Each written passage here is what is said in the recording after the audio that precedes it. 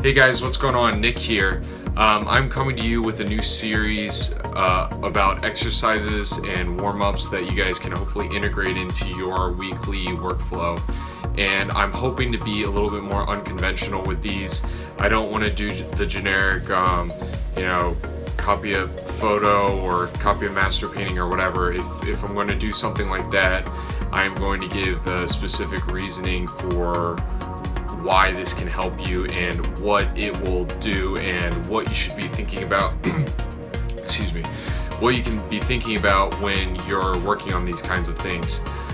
So the one you guys are seeing right now is something that I've done once before and I kind of liked it, so I thought I'd try it again. I thought it was a little bit different from what you'd normally see. Basically, I took a picture of a comic book panel that I liked.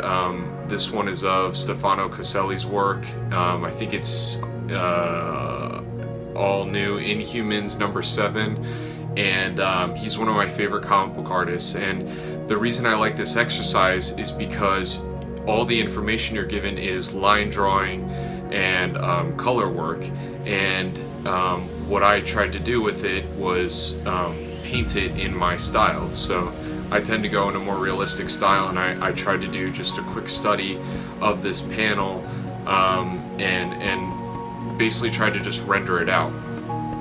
The reason this is so interesting and it's a good practice is because it gets you thinking about, first of all, whether or not the colorist was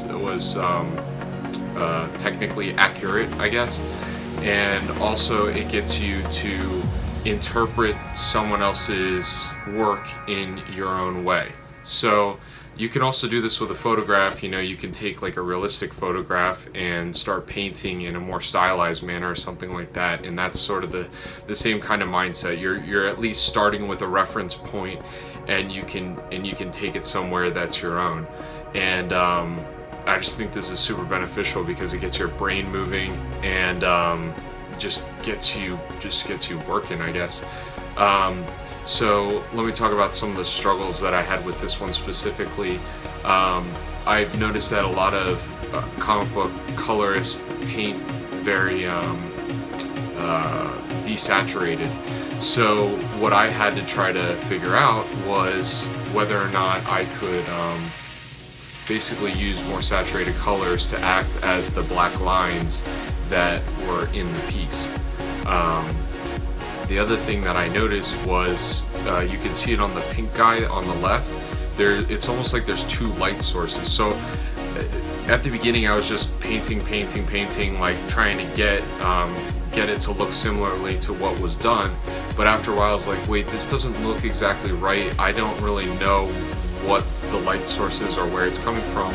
So I decided to just stick with a light source coming in from the left side and then a skylight coming from the right. I even looked at the previous pages and they're in like this big interior dome, and it was kind of interesting. So the colors did have more creative freedom with that. Like there could have been another warm light source coming at the guy's face or something like that. But I just tried to do a simple setup like skylight, sunlight, bounce light kind of thing. So I don't know, all in all it was a fun exercise, and I just think it might help some people out, and it definitely got me moving for the day and got my brain working, and for the rest of the day I was warmed up and ready to go and ready to work out.